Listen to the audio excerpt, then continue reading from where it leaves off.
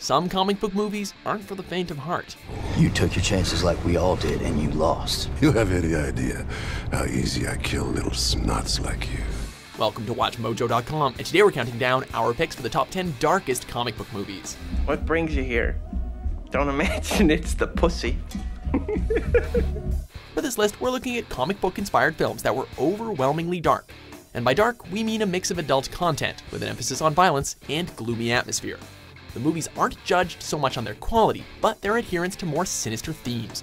Comic books and graphic novels are eligible sources, but manga is not, because there's enough of those to make a separate list.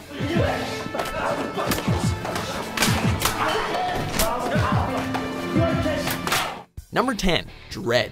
Give her one day in the field, supervised. See if she makes the grade. Sink or swim. Chuck her in the deep end. It's all a deep end. Perhaps the most brutal comic book movie to come out in the 21st century, Dredd is the adaptation of the comic book character we'd all been waiting for. Since the 1995 version failed so miserably, comic fans were aching for a worthy Judge Dredd movie, especially one that didn't pull any punches. And boy did this one deliver. What are you doing? You hear what I said? I'll kill the bitch! Yeah, I heard you, hotshot. What? I said, hotshot. Dredd is pretty much a 95-minute bloodbath, filled with ultra violence, ultra drug use, ultra sex, ultra everything. Fire!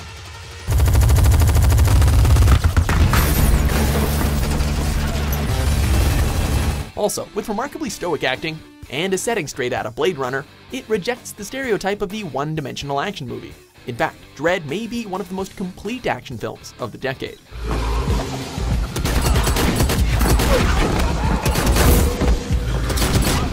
Number 9, A History of Violence. Sorry, do you think we know each other?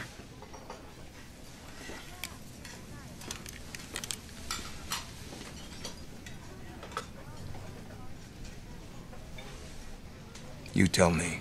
A History of Violence is quite unconventional for a comic book movie. There are no superheroes, no monsters, and no melodrama. The protagonist is simply a small-town diner owner, and his life is anything but exciting. But when his diner gets threatened, things turn dark immediately.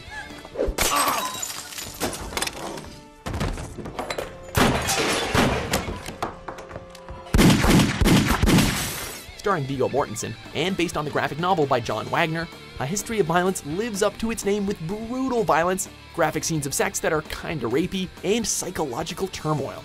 You didn't grow up in Portland. And you never talk about your adopted parents because you don't have any. However, this is all presented in such a sober way that you almost feel like you're watching your own family suffer from the same tribulations. And we've got David Cronenberg's directing to thank, as it leaves no room for comic relief and still earned loads of critical acclaim.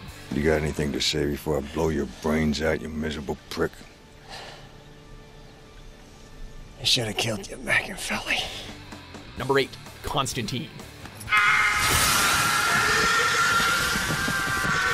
Alan Moore first conceived John Constantine, the Demon Hunter, in 1985. After appearing periodically in Moore's Swamp Thing comics, Constantine received his own series called Hellblazer in the late 80s, produced by DC. Should have minded your own business, exorcist. The character proved popular, and in 2005, a movie was made chronicling his otherworldly adventures. With Keanu Reeves as Constantine, the film takes us to hell and back, as Earth's most cynical protector fights all types of demonic phenomena. You can't cheat it this time. You're going back to hell. True. But you're not. Constantine delivers a macabre examination of life and the afterlife, with some even considering its depictions of hell and Satan as cinema's very best.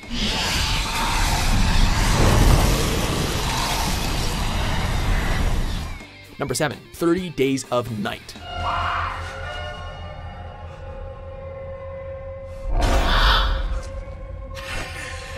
30 Days of Night was actually pitched as a film first, but several rejections sent the idea into development purgatory.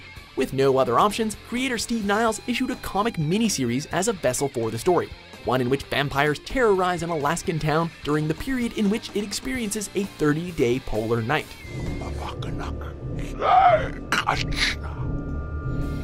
The 3-issue series succeeded in attracting attention from producers, and the coveted property finally became a film in 2007. 30 Days of Night is about darkness, and the exploitation of said darkness by a legion of ancient vampires. They invade the isolated town under the protection of night, and the resulting carnage is so great that this list would be incomplete without it. And it's not such a bad movie either.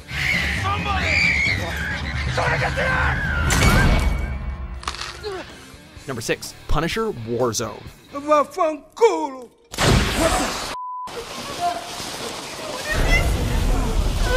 The first Punisher film was an R-rated action romp, very dark in its own right, especially for a Marvel-owned superhero. Punisher Warzone, however, is a much darker entity, and this has everything to do with the villain, Jigsaw. Though Punisher himself is a vicious and brooding character, the antagonist, Jigsaw, no relation to the Saw character, is born from nightmares.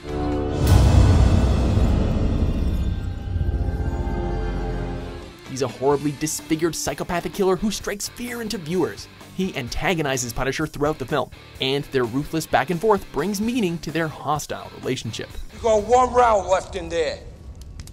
You shoot one of these two, I'll let the other one go free. What do you say, Frank? Who's it to be, your fat friend right here? Or that nice little piece of jailbait over there? Burn in hell. Number 5, The Dark Knight. Don't let me find you out here again. We're trying to help you. I don't need help. Not my diagnosis. When Batman Begins premiered in 2005, superhero movies were changed forever. One-dimensional characters, kid-oriented themes, and corny campy dialogue would no longer be the standard for the genre. Well, you look nervous. Is it the scars? You want to know how I got them? Batman was dark, and the public loved it. So much so that the sequel upped the ante and gave us the darkest mainstream superhero movie of all time. Up until that point, at least. What do you believe in? I believe whatever doesn't kill you simply makes you stranger. The Dark Knight had murder, torture, gore, the deaths of principal characters, and a terrifying antagonist that signified a new generation of film villains. The Dark Knight paved the way for a darker Captain America, a darker Iron Man, and darker X-Men. Plus, the first hugely successful R-rated superhero movie, Deadpool. Leave it, look in her general direction again, and you will learn in the worst of ways that I have some hard spots too. That came out wrong. Or did it? Number 4, Spawn.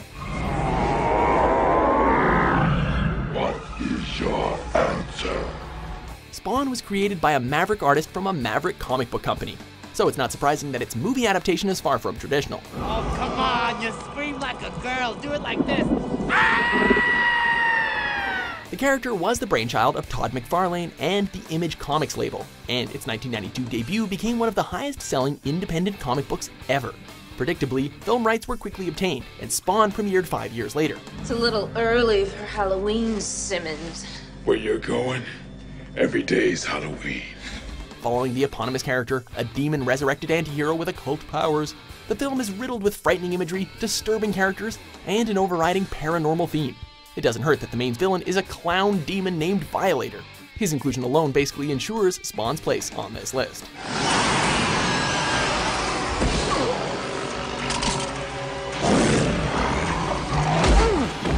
Number 3, Watchmen. Oh, the times they are a-changing.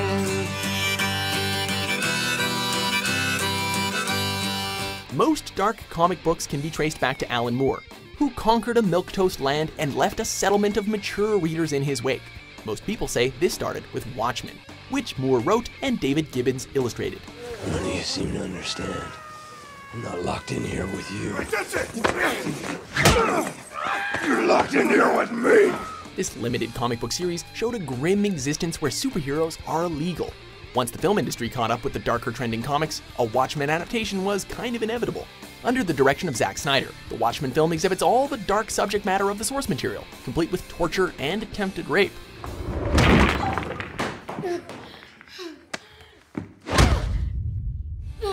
While its quality might not completely match that of the comics, there's no question that its content does. It wouldn't be the first time Snyder attempted a dark adaptation of a comic series either. The director gave Frank Miller's 300 the big screen treatment 3 years earlier. My arm! It's not yours anymore. Number 2, Sin City. Ask yourself if that corpse of a slut is worth dying for. Worth dying for. Worth killing for. Speaking of Frank Miller, he is another comic book writer known for his dark work, and Sin City is arguably his finest accomplishment. A modern neo-noir masterpiece, the Sin City comics were adapted into a film in 2005, which Miller co-directed with Robert Rodriguez. The film captured the style of the comics phenomenally, a mostly black and white action revenge thriller with an ensemble cast of violent characters. It's got you smoking there, bud.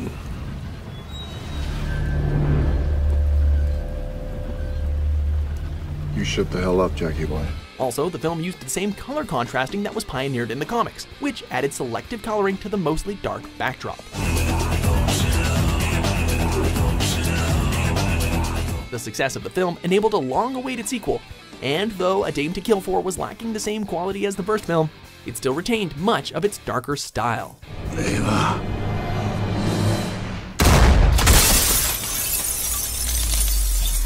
Before we unveil our top pick, here are a few honorable mentions.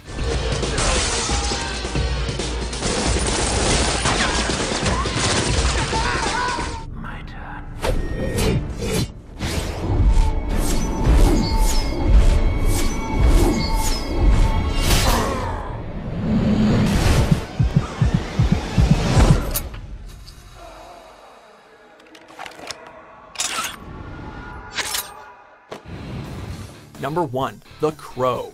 You're him, huh? The Avenger. The killer of killers. Nice outfit.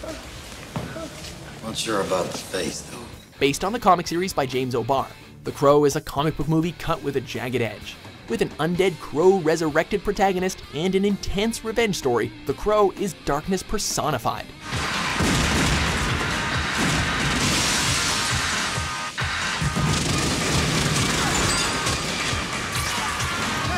Nothing about this neo-noir flick is joyful. Anguish pervades the entirety of the film and controls every second of footage. This is further accentuated when one is made aware of the accidental on-set death of actor Brandon Lee, who portrayed the main character Eric Draven, a tragedy that added real despair to the clouded work of fiction. Suddenly, I heard a tapping, as of someone gently rapping at my chamber door. In both story and legacy, The Crow really put the morbid into comic book adaptations, and that's why it nabbed this spot on our list. A building gets torched. All that is left is ashes. I used to think that was true about everything. Families, friends, feelings. Do you agree with our list? What's your favorite dark comic book movie? Just look at the heads on the wall. The heads on the wall. The heads on the wall. For more sinister top 10s published every day, be sure to subscribe to WatchMojo.com.